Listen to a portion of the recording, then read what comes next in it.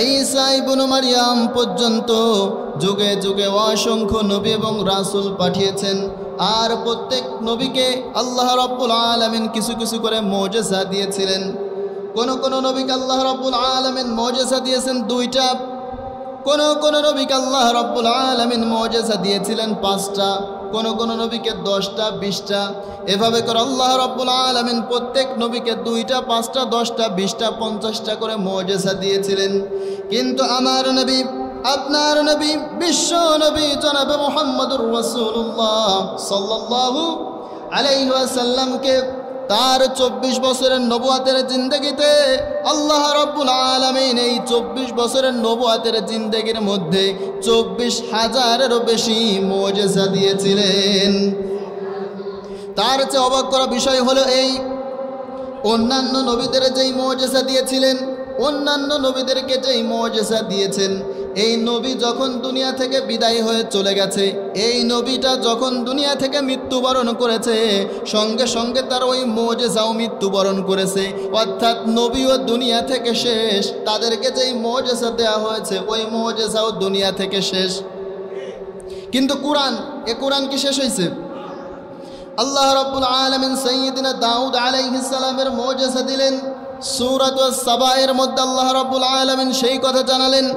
আল্লাহ রাব্বুল আলামিন বললেন, আমি আমার পয়গম্বর দাউদকে মুজিজা দিয়েছিলাম। ওয়া আলান্না লাহুল হাদিদ। আল্লাহ রাব্বুল আলামিন বলে, আমি আমার পয়গম্বর সাইয়্যিদিনা দাউদ আলাইহিস সালামকে মুজিজা দিয়েছিলাম।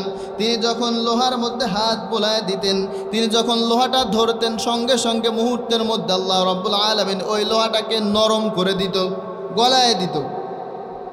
তো এটা দাউদ আলাইহিস সালামকে আল্লাহ রাব্বুল আলামিন এই মুজিজা দিলেন যে উনি যখন লোহার মধ্যে ধরে ওই লোহাটা গলে যায়, নরম হয়ে যায়। উনি হাত দিয়ে ধরে ধরে লোহা দিয়ে দা বটি কুড়াল এগুলা বানায়। এটা অন্য মানুষ পারছে, কারণ এটা দাউদ আলাইহিস সালামের মুজিজা। কিন্তু দাউদ আলাইহিস সালাম মৃত্যুবরণ করছে নাকি বেঁচে আছে? মৃত্যুবরণ করছে। এখন দাউদ আলাইহিস সালামের মৃত্যুর পরে অন্য কেউ কি এই লোহার মধ্যে ধরে লোহা হাত দিয়ে নরম করে দা বটি কুড়াল এগুলো বানাতে পারে? কারণ হলো নবীও শেষ, সঙ্গে সঙ্গে তার মুজিজাও শেষ হয়ে গেছে। আবার আল্লাহ রাব্বুল আলামিন সাইয়্যিদিনা মূসা আলাইহিস সালামের মুজিজা দিলেন। আল্লাহ তাআলা বললেন, ওয়া মা তিলকা বিয়ামিনিকা ইয়া মূসা, ও মূসা তোমার ডান হাতের মধ্যে এটা কি? মূসা আলাইহিস সালাম বললেন, হিয়া আসায়া, এটা একটা লাঠি। আল্লাহ রাব্বুল আলামিন বললেন, ও মূসা ওইটা শুধু লাঠি নয়, ওই লাঠিটা তুমি যখন সাগরের মধ্যে রেখে দিবে, ও মূসা তুমি দেখবে ওই লাঠিটা সাগরের মধ্যে রাখার পরে সাগরের মধ্যে ব্রিজ যিনি বানিয়ে দিয়েছেন তিনি কে? আবার ওই লাঠিটা যখন তুমি জমিনের মধ্যে রাখবে দেখবে গাছ হয়ে গেছে। আবার ওই লাঠিটা যখন তুমি ফেরাউনের সামনে রেখে দিবে, ও মূসা তুমি দেখবে হিয়া হায়াতুন তাসা, ওই লাঠিটাকে বিশাল বড় অজগর সাপ যিনি বানিয়ে দিয়েছেন, আওয়াজ দিয়ে বলেন তিনি কে? মূসা আলাইহিস সালামের মুজিজা ছিল লাঠি। এই লাঠিটা দিয়ে মূসা আলাইহিস সালাম সাগরের মধ্যে রাখলে ব্রিজ হয়ে যেত, ফেরাউনের সামনে রেখে দিলে সাপ হয়ে যেত। কিন্তু মূসা আলাইহিস সালাম মৃত্যুবরণ করেছে নাকি বেঁচে আছে? মূসা আলাইহিস সালাম মৃত্যুবরণ করলেন, দুনিয়া থেকে চলে গেলেন। কিন্তু এখন যদি প্রশ্ন করি, মূসা আলাইহিস সালামের ওই লাঠিটা বনি ইসরাইল কওমের মধ্যে ছিল, বনি ইসরাইলের মধ্যে ছিল। এখন যদি আপনাদের কাছে প্রশ্ন করে ওই লাঠিটা দিয়ে বনি ইসরাইল কওমের অন্য কেউ আর সাপ বানাইতে পারছে? জমিনের মধ্যে রাখার পরে গাছ বানাতে পারছে? কারণ নবীও শেষ, সঙ্গে সঙ্গে মুজিজাও শেষ। নবী দুনিয়া থেকে বিদায় হয়ে গেছে, তার ওই মুজিজা নামক লাঠির কার্যকারিতাও দুনিয়া থেকে বিদায় হয়ে গেছে, ঠিক কিনা? আবার সাইয়্যিদিনা ঈসা আলাইহিস সালামকে আল্লাহ রাব্বুল আলামিন মুজিজা দিলেন, বড় ডেঞ্জারাস মুজিজা, ভয়ঙ্কর মুজিজা। আল্লাহ রাব্বুল আলামিন বললেন, আমি আমার পয়গম্বর সাইয়্যিদিনা ঈসাকে মুজিজা দিলাম। ওয়া উবরিউল আকমাহা ওয়াল আবরাসা ওয়া উহয়িল মাউতা বিইযনিল্লাহ। আল্লাহু আকবার। আল্লাহ তাআলা বললেন, আমি আমার পয়গম্বর সাইয়্যিদিনা ঈসাকে মুজিজা দিলাম। সাইয়্যিদিনা ঈসা আলাইহিস সালাম যখন কোনো কুষ্ঠ রোগে আক্রান্ত ব্যক্তি শরীরের মধ্যে হাত দিত, ওই শরীরটাকে যিনি ভালো করে দিত তিনি কে? আবার যখন কোনো অন্ধ চোখওয়ালা ব্যক্তির চোখের মধ্যে হাত দিত, সঙ্গে সঙ্গে মুহূর্তের মধ্যে ওই চোখটা ভালো হয়ে যেত।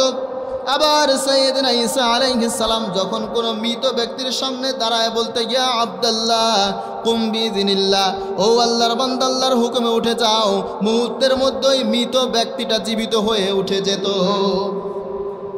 ঈসা আলাইহিস সালামের মুজিজা ছিল, উনি যখন কোনো কুষ্ঠরোগে আক্রান্ত ব্যক্তির শরীরের মধ্যে হাত দিত, হাত দেওয়ার সঙ্গে সঙ্গে ওই শরীরটা আল্লাহ তাআলা ভালো করে দিত। আবার অন্ধ চক্ষলা ব্যক্তির চোখের মধ্যে হাত দিলে ওই চোখটা আল্লাহ ভালো করে দিত। আবার যখন মৃত ব্যক্তির সামনে দাঁড়ায় বলতো, ইয়া আব্দুল্লাহ আল্লাহর বান্দা আল্লাহর হুকুমে উঠে যাও, মুহূর্তের মধ্যে আল্লাহ রাব্বুল আলামিন ওই মৃত ব্যক্তিটাকে জীবিত করে দিতেন। এখন ঈসা আলাইহিস সালাম পৃথিবীতে আছে, মারা যায় নাই, একেবারে চলে যায় নাই, উনি চতুর্থ আসমানে আছে। ঈসা আলাইহিস সালাম যখন উনি ওনার কিতাবের দাওয়াত দেয়, উনি ওনার ধর্মের দাওয়াত দেয়, খ্রিস্টানরা ওনার দাওয়াতের বিরোধিতা করা শুরু করলো। ঈসা আলাইহিস সালামকে হত্যা করার প্ল্যান নিল। ঈসা আলাইহিস সালামকে যখন ধাওয়া করে, ঈসা আলাইহিস সালাম দিলেন দৌড় দিয়ে একটা ঘরের মধ্যে ঢুকলেন। ঢোকার পরে এখান থেকে আর বেরোয় না। এই যে কাফেররা, তারা একটা লোককে ভেন্টিলেটর ভেঙে ভিতরে ঢুকালো। ভিতরে যখন ওই লোকটা ঢুকেছে, ইন দ্য মিন টাইম আল্লাহ রাব্বুল আলামিন বাল রাফাআহুল্লাহু ইলাই, ঈসা আলাইহিস সালামকে তুলে নিয়েছেন চতুর্থ আসমানে। সুবহানাল্লাহ। ঈসা আলাইহিস সালাম যখন চতুর্থ আসমানে, আর ওই দ্বিতীয় লোকটা যখন ঘরের ভিতরে ঢুকেছে, ওই লোকটার আকৃতি, ওই লোকটার চেহারা আল্লাহ রাব্বুল আলামিন ঈসা আলাইহিস সালামের চেহারা দিয়ে দিলেন। ওই লোকটা যখন ঈসা আলাইহিস সালামের চেহারা পাইছে, এবার আর বেরোয় না। ঘন্টার পর ঘন্টা চলে যায়, ওই লোক আর বেরোয় না। পরবর্তীতে যারা দৌড়ে এসেছিল তারা বলল, দরজা ভাঙ। দরজা ভাঙার পরে দেখে যে ঈসা আলাইহিস সালাম দাঁড়ায় আছে। আসলে এটা ঈসা না মিসা? এরা কি ঈসা? তারা দেখলো যে জলজন্ত ঈসা দাঁড়ায় আছে। ওই লোকটা বলতেছে, আমি কিন্তু ঈসা না। তারা স্বচোখ দিয়ে দেখতেছে যে ঈসায় দাঁড়ায় আছে। ওই লোকটাকে হত্যা করলো। ওই লোকটাকে হত্যা করার পরে তারা বলল, আমরা ঈসাকে হত্যা করেছি। আসলে কি ঈসাকে হত্যা করছে? আল্লাহ রাব্বুল আলামিন বললেন, ঈসাকে হত্যা করতে পারো নাই। ওয়ামা ক্বাতালুহু ওয়ামা সালাবুহু ওয়ালাকিন শুববিহা লাহুম।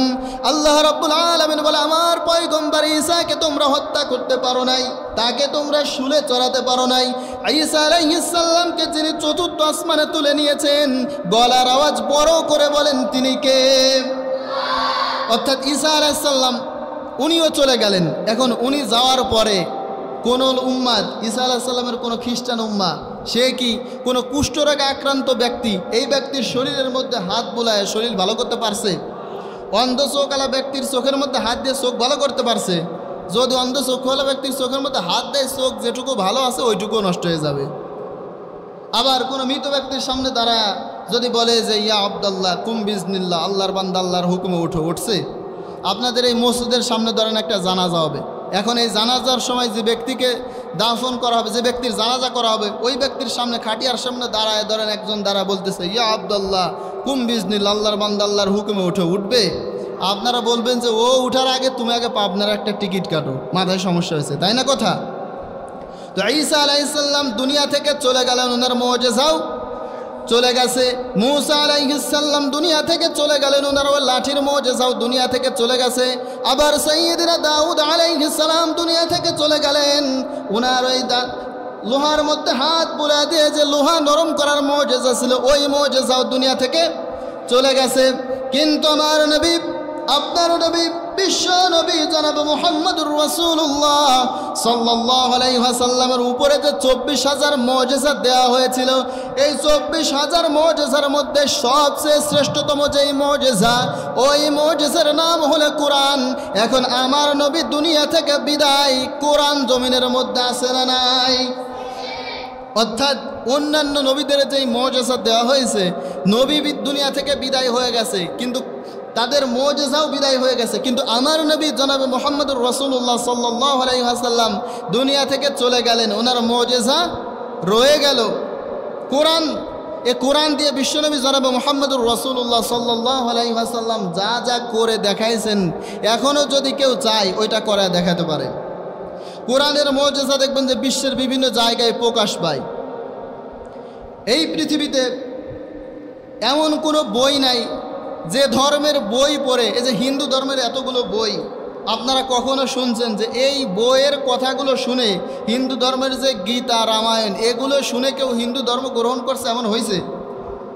কিন্তু কোরআন, এই কোরআন শুনে ইসলাম ধর্ম গ্রহণ করছে এমন মানুষ আছে না নাই? আছে কি আছে না? লক্ষ লক্ষ আছে। বিশ্বনবী জনাবে মুহাম্মদুর রাসূলুল্লাহ সাল্লাল্লাহু আলাইহি ওয়াসাল্লামের উপরে যখন নাজিল হলো তখনই মানুষ আসতো যে মুহাম্মদ কি করে, মুহাম্মাদের কার্যকলাপ দেখার জন্য। এসে যখন এই কোরআন কানের মধ্যে ঢুকতো সঙ্গে সঙ্গে কালেমা পড়ে মুসলমান হয়ে যেত। আবার জিন জাতি, আপনারা জানেন যে পবিত্র কোরআন একটা সূরা আছে, সূরার নামই হচ্ছে সূরাতুল জিন। এই জিন বিশ্বনবী জনাবে মুহাম্মদুর রাসূলুল্লাহ সাল্লাল্লাহু আলাইহি ওয়াসাল্লাম দুনিয়াতে আসার আগ মুহূর্তে তারা আসমানের যে সিকিউরিটি আছে এটা টপকায়ে উপরে চলে যেতে পারত। ওইখানে যে আসমানের মধ্যে কি ডিসিশন নেওয়া হয় ওইটা দুনিয়ার মধ্যে এসে গণকদেরকে জানাতো, আর গণকরা তাদেরকে বাহবা দিত। কিন্তু একটা পর্যায়ে দেখলো যে এবার আর উপরে যাওয়া যায় না, কিন্তু তারা জানে যে কখন যাওয়া যাবে না, শেষ জামানে একজন নবী আসবে, ওনার নাম হচ্ছে জনাব মুহাম্মদুর রাসূলুল্লাহ সাল্লাল্লাহু আলাইহি ওয়াসাল্লাম। ওনার উপরে যখন কোরআন নাজিল হবে তখন এই আসমানের যে সিকিউরিটি, এই সিকিউরিটি টাইট করে দেওয়া হবে, এই সিকিউরিটি শক্ত করে দেওয়া হবে। তো তারা এখন আর যখন উপরে গেলেই উপর থেকে উল্কাপিণ্ড এসে আগুনের ঝলকা এসে তাদের উপরে পড়ে। তো তারা বুঝতে পারলো যে সিকিউরিটি যখন শক্ত ওই নবী চলে আসছে। জমিনে এসে খুঁজতে লাগলো যে শেষ নবী কোথায়। এসে দেখলেন সে মানুষের দ্বারা দ্বারা কোরআন শোনায়। জিনেরা ওই কোরআন শ্রবণ করলো আর শোনার পরে বলল, ইন্না সামি'না কুরআনান আজাবা, আমরা তো এক আজব কথা শুনেছি। এ কথা দুনিয়ার সাধারণ মানুষের হতে পারে না। ইন্না সামি'না কুরআনান আজাব, আমরা তো এক আজীব বাক্য শুনলাম, আমরা তো এক আজীব কথা শুনলাম। এই কোরআন শোনার পরে ওই মুহূর্তে 6টা জিন মুসলমান হয়ে গেছিল। এই কোরআন শোনার পরে মানুষটা শুধু, জিনও মুসলমান হয়ে গেছে। এই যে বললাম যে কোরআন হচ্ছে মুজিজা। এই পৃথিবীতে অন্য অন্য ধর্মের এমন কোনো বই নাই যে বই শুনেই মানুষ মুসলমান হয়, কিন্তু কোরআন শুনে মুসলমান হয় এমন নজির আছে না নাই? এখন এই কোরআন প্রথমে যে কথা আমরা বলছিলাম, প্রথমে যারা আসতেন শুনছেন যে এই কোরআন শুনলে সবার কি ভালো লাগে? সবার ভালো লাগে না। এখন বলেন কোরআন ভালো না খারাপ? ভালো গ্রন্থ না খারাপ গ্রন্থ? এ প্রশ্নই তো করার প্রশ্ন না, অবশ্যই ভালো। এখন ভালোটা শুনলে সবার ভালো লাগে না। আপনারা দেখবেন দুধ একটা ভালো খাবার, ঠিক কিনা? দুধ একটা ভালো খাবার। এই পৃথিবীতে একটা খাবারই আছে যেটা হচ্ছে দুধ। ওইটা খাইলে খাদ্যরও পরিপূরক হয়, আবার পানির পিপাসাও মেটে। এ দুধ ছাড়া আর কোনো খাবার নাই যেই খাবার খাইলে খাদ্যরও পরিপূরক হয় আবার পানিরও তৃষ্ণা মেটে। দুধই একমাত্র খাবার যেটা পানির তৃষ্ণাও মিটায় আবার খাদ্যের পরিপূরক হয়। তো এখন এই দুধ এত ভালো খাবার হওয়ার পরেও যার ডায়রিয়া আছে এই মুহূর্তে তার জন্য ভালো না খারাপ? এবার আসেন, বাংলাদেশের জাতীয় মাছ কি? একজন জানে? আপনারা বাংলাদেশের জাতীয় মাছের নাম মনে হয় জানেন না। নামটা কি? ইলিশ। এখন এই ইলিশ মাছ ভালো জন্যেই তো জাতীয় মাছ করছে তারা গবেষণা করে, তাই না কথা? এখন এই ইলিশ মাছ কি সবার জন্য ভালো? যার এই যে করোনার টিকা নিয়ে অ্যালার্জি হয়েছে তার জন্য ইলিশ মাছটা ভালো? দেখেন, ভালো জিনিস ভালো মানুষের ভালো লাগে। ভালো লাগে না কখন? যখন তার মধ্যে কোনো ত্রুটি থাকে। দুধ সাধারণ মানুষের জন্য ভালো না খারাপ? ভালো। কিন্তু যখন ডায়রিয়া হয়েছে এবার আর তার জন্যে ভালো না। ইলিশ মাছ সাধারণ মানুষের কাছে প্রিয় মাছ, কিন্তু যখন তার আছে অ্যালার্জি, যখন তার আছে চুলকানি, এবার আর তার জন্য ভালো না। তো কোরআনটাও ভালো মানুষের জন্য ভালো, যার ভিতরে চুলকানি আছে আর যার ভিতরে ডায়রিয়া আছে তার জন্য ভালো না। এ কোরআন যে মুহূর্তে নাজিল হয়েছে, নাজিল হওয়ার পরে আল্লাহ রাব্বুল আলামিন কাফেরদের ব্যাপারে যে কথাগুলো বলেছে, যে কোরআনের ব্যাপারে তাদের স্টেটমেন্ট কেমন ছিল, ওইটা বলতে যে বর্তমান, অতীত, বর্তমান, ভবিষ্যৎ এই কথাগুলো দ্বারা, এই কথাগুলো দিয়ে এই আয়াতগুলো সাজাইছে। এখন কথা হলো, আবু জাহেল বিরোধিতা করেছিল, সরাসরি ওই আবু জাহেলের জন্য নাজিল করে দিলে আল্লাহ তাআলা পারত, কিন্তু ভবিষ্যতের জন্য আল্লাহ রাব্বুল আলামিন ভবিষ্যৎ চিহ্নিত করে এই আয়াতগুলো নাজিল করলেন। এখানে কিন্তু আছে না নাই? কারণ আল্লাহ রাব্বুল আলামিন এটা আমাদের চেয়ে ভালো করেই জানে আবু জাহেল মারা যাবে, উতবা সাইবা ওয়ালিদ ইবনে মুগিরা মারা যাবে, কুরআন বিরোধীরা মারা যাবে, কিন্তু ভবিষ্যতে আবু জাহেলের ভাইরাস নিয়ে, উতবা সাইবার ভাইরাস নিয়ে, আবু লাহাবের ভাইরাস নিয়ে যারা আসবে ওরাও এই আবু জাহেল উতবা সাইবার মতো এই কোরআনের বিরোধিতা করবে।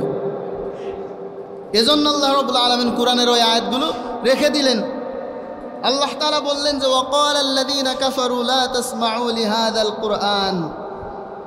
কাফেরদের কর্মসূচি ছিল এই, কর্মসূচিটা কেমন ছিল দেখেন। সংসদে পাশ করছে তারা, তাদের যে সংসদ ছিল এই সংসদের নাম ছিল দারুন নাদওয়া। এই দারুন নাদওয়ায় তারা পাশ করলো কি, ওয়াকাল আল্লাযীনা কাফারু, কাফেররা বলল লা তাসমাউ, ওই কোরআন শুনো না, লিহাযাল কুরআন, ওই কোরআন শুনো না, ওইখানে অলগাউ ফি, হট্টগোল করো, লাআল্লাকুম তাগলিবুন, যেন তোমরা বিজয়ী হতে পারো।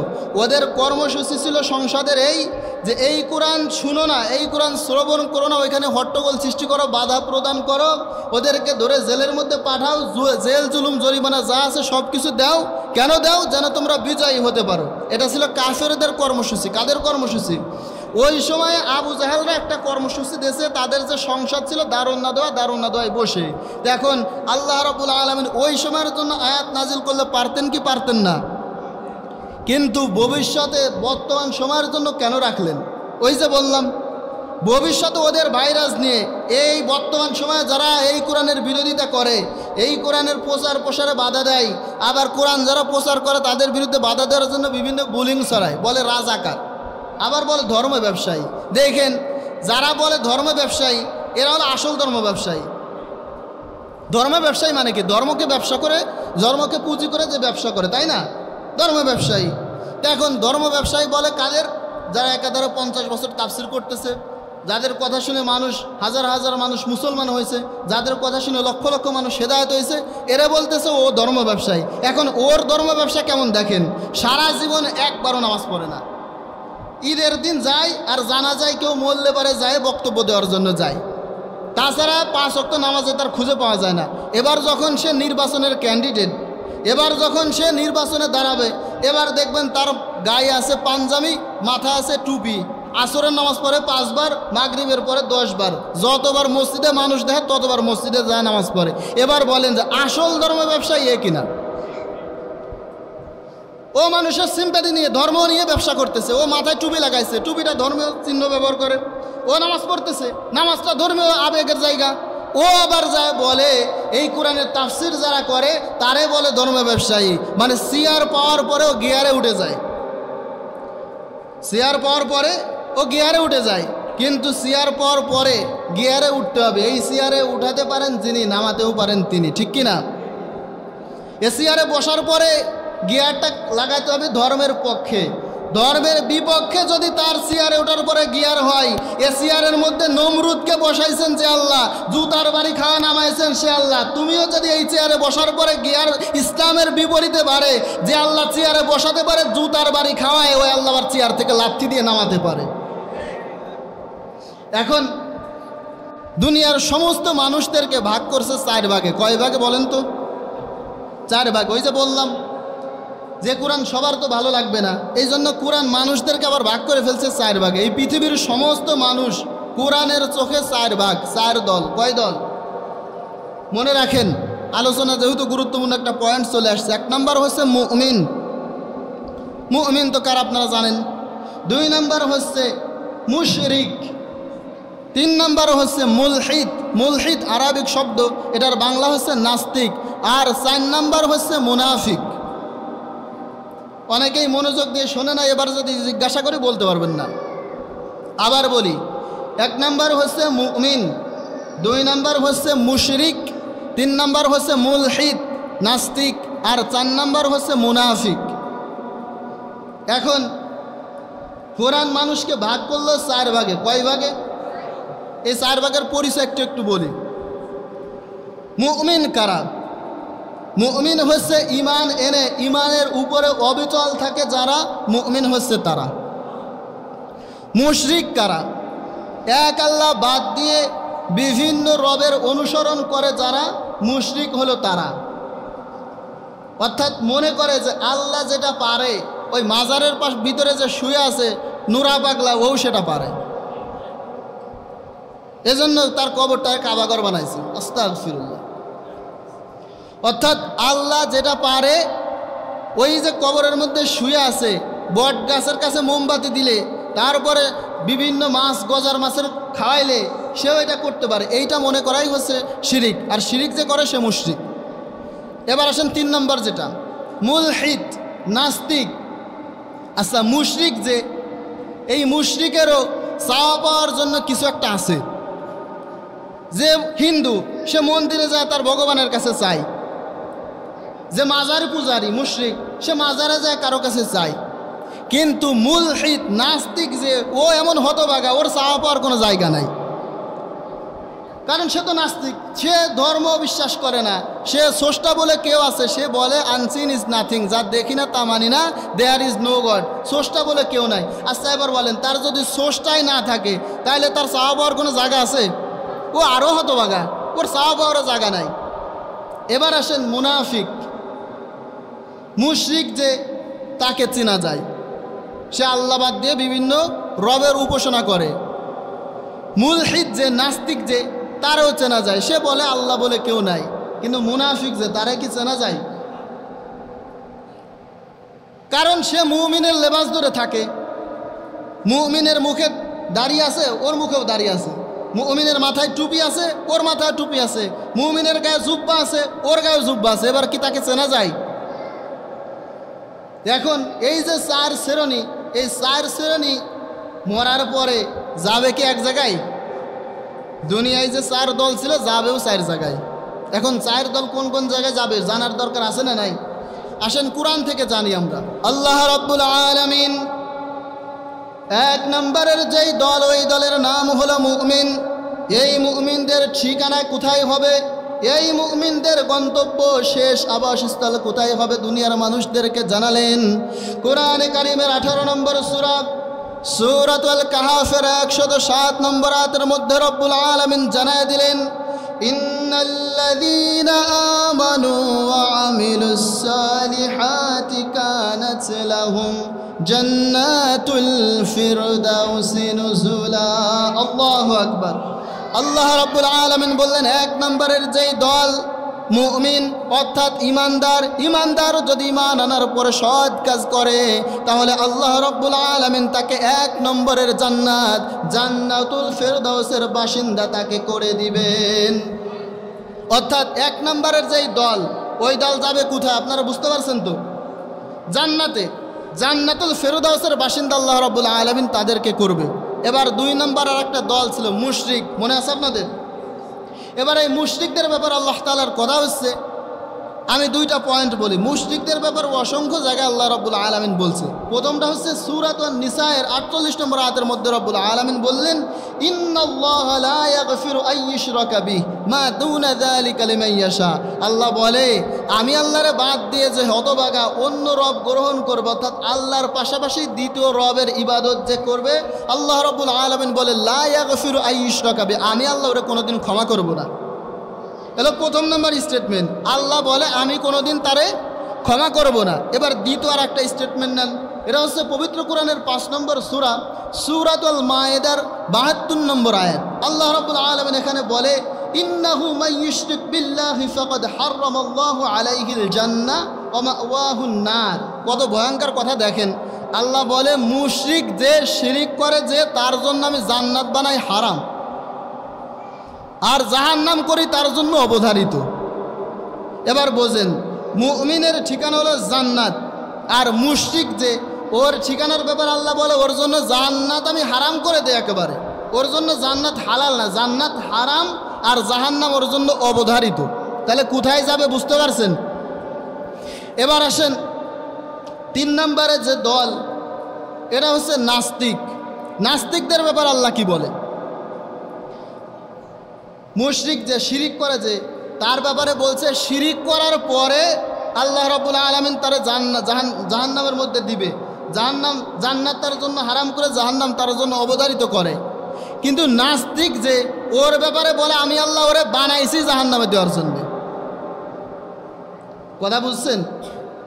আল্লাহ বলে যে নাস্তিক যে ওরা আমি বানাইছি জাহান্নামে দেওয়ার জন্য, এ কথা আমার নয়, কথা পবিত্র কোরআনের সূরাতুল আরাফের 179 নম্বর আয়াতের মধ্যে রব্বুল আলামিন বললেন, ওয়ালাকাদ দারা'না লিজাহান্নাম, আর আমি জাহান্নামে দেওয়ার জন্যই কাসীরাম মিনাল জিন্নি ওয়াল ইনস, মানুষ এবং জিনদের মধ্য থেকে কিছু একটা সংখ্যক লোককে নির্ধারণ করেছি।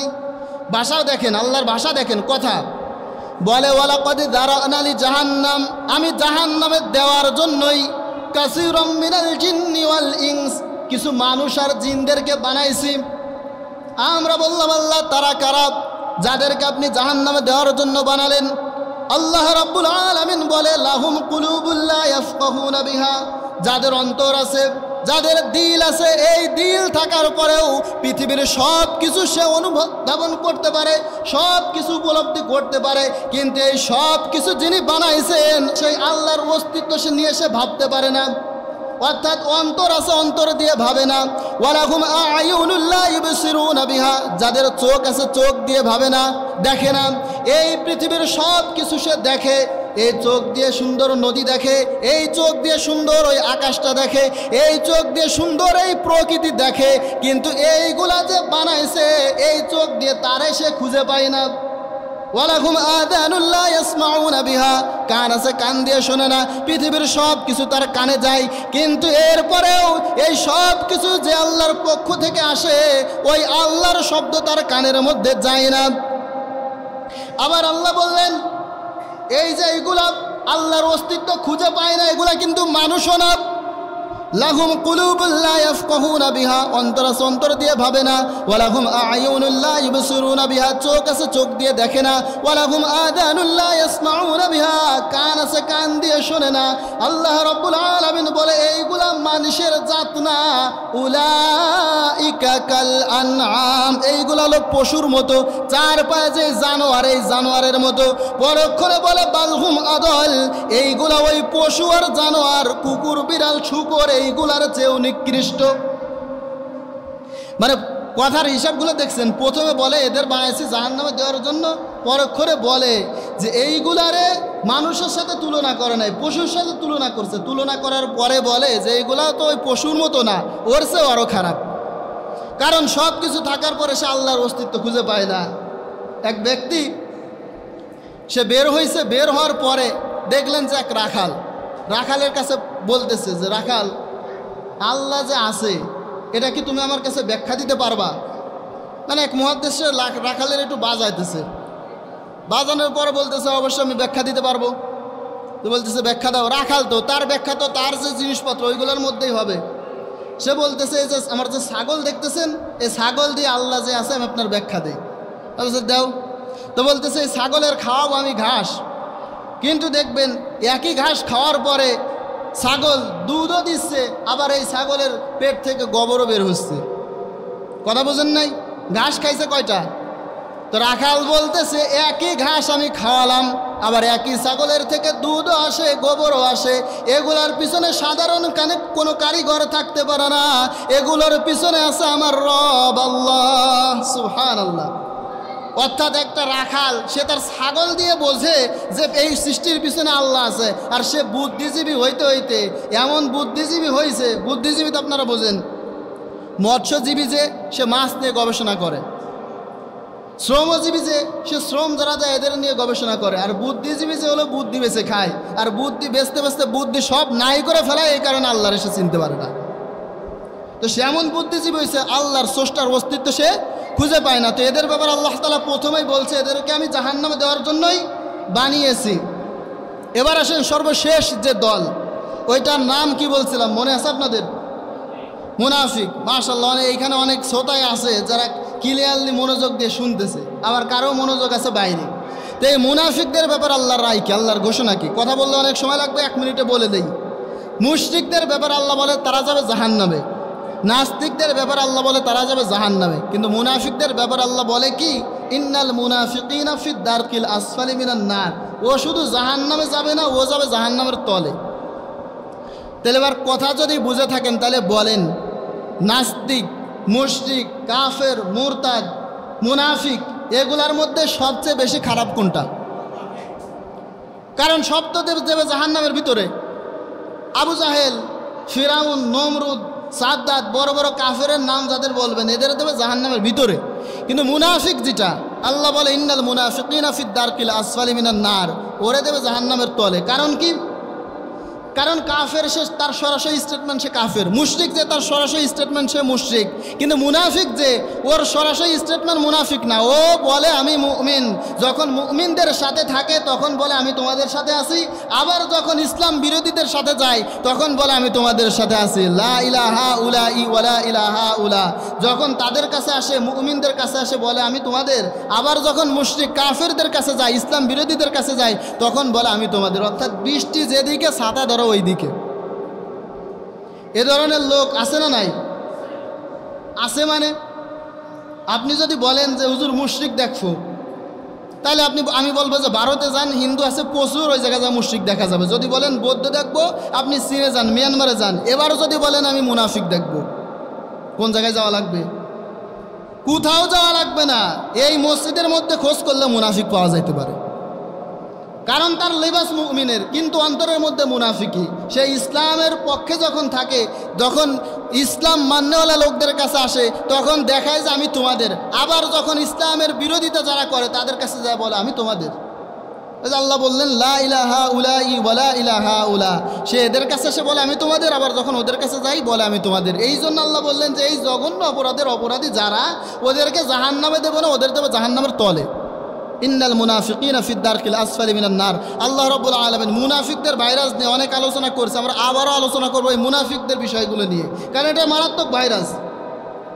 ওমর রাদিয়াল্লাহু তাআলা আনহু, উনি জান্নাতি না জাহান্নামী? ও জানেই না। ওমর রাদিয়াল্লাহু যে জান্নাতি এর মধ্যে কোনো সন্দেহ আছে কারোর? বিশ্বনবী নিজে দুনিয়ায় বাইসে থাকা অবস্থায় বলছে যে ওমর হলো জান্নাতি। যে 10 জনের সার্টিফিকেট দিয়েছে তার মধ্যে ওমরের স্থান হলো 2 নম্বরে। বিশ্বনবী নিজে বলে যে আমি যদি সর্বশেষ নবী না হতাম, আমার উপরে যদি কোনো নবী আসতো, লা নাবিয়্যা বাদি ওয়ালা রাসূলা, বলতেছে আমি হলো শেষ নবী, আমি হলো শেষ রাসূল, আমার পরে কোনো নবীও নাই রাসূলও নাই। যদি কেউ হয়ে যেত, যদি কেউ নবী হওয়ার গুণাবলী সম্পূর্ণ হতো, তাহলে ওইটা ছিল ওমর। তো এমন ব্যক্তি দুনিয়া থেকে জান্নাতের সার্টিফিকেট পাইলো, বিশ্বনবী বলে নবী হওয়ার মতো গুণাবলী সম্পূর্ণ সে। এই লোকটা বিশ্বনবীর গোপন যে ভান্ডার, বিশ্বনবীর গোপন কথার যে ভান্ডার, এইটা ছিল হুযায়ফা ইবনুল ইয়ামান রাদিয়াল্লাহু আনহু। উনি মুনাফিকদের লিস্ট বিশ্বনবী ওনার কাছে দিয়ে গেছে। মুনাফিকদের জানাজায় হুযায়ফা যায় না, ওমর রাদিয়াল্লাহু তাআলা আনহু ফলো করে করে সেও যায় না। কিন্তু একদিন হুযায়ফা রাতের অন্ধকারে, ওমর রাদিয়াল্লাহু তাআলা আনহু রাতের অন্ধকারে হুযায়ফার কাছে গেছে। হুযায়ফার কাছে যেয়ে বলতেছে, আচ্ছা হুযায়ফা, বিশ্বনবী যে তোমার কাছে মুনাফিকের লিস্টটা দিয়ে গেল, আচ্ছা দেখো তো ওই লিস্টের মধ্যে আমার নাম আছে কিনা। কোন লোক বলতেছে হিসাব করছেন, দুনিয়া থেকে সার্টিফিকেট পাইছে সে জান্নাতি, নবী হওয়ার যোগ্যতা সম্পূর্ণ ব্যক্তি, অদ্য পৃথিবীর খলিফা থাকা অবস্থায় হুযায়ফার কাছে যায় বলে যে দেখো তো ওই লিস্টের মধ্যে আমার নাম আছে কিনা। হুযায়ফা কান্না শুরু করলেন যে খলিফাতুল মুসলিমিন, এটা আপনি কি বলেন? আপনি আমার সরকার, আপনি তো আমার কাছ থেকে ফোর্স করে এটা দেখে নিতে পারেন, আপনি আমার কাছে এসে কাকুতি মিনতি করতেছেন, আবার আপনি এটা বলতেছেন। হুযায়ফা কান্না শুরু করলেন যে ওই লিস্টের মধ্যে আপনার নামটা কি করে থাকে। এখন কথা হলো এই, ওমরের মতো মানুষ যে দুনিয়া থেকে জান্নাতের সার্টিফিকেট পায়, ওই ওমরও যদি চেক করাতে আসে যে আমার মধ্যে মুনাফিকের ভাইরাস আছে কিনা, এখন আমাদের মতো নালায়েক, আমাদের মতো একেবারে কাঙ্গাল, আমাদের চেক করার দরকার আছে না নাই যে আমার মধ্যে মুনাফিকের ভাইরাস আছে কিনা? প্রত্যেকেরই জাস্টিফাই করতে হবে যে মুনাফিকের যে ভাইরাস, ওই ভাইরাস আমাদের মধ্যে আছে কিনা। যদি থাকে শুধু জাহান্নাম না জাহান্নামের তলে। আল্লাহ রাব্বুল আলামিন আমাদের সকলকে মুনাফিকের এই মারাত্মক ভাইরাস থেকে বেঁচে প্রকৃত মুমিন হওয়ার তৌফিক দান করুক। আওয়াজ দিয়ে পড়ি আমিন। আখির দাওয়ানা আলহামদুলিল্লাহি রাব্বিল আলামিন।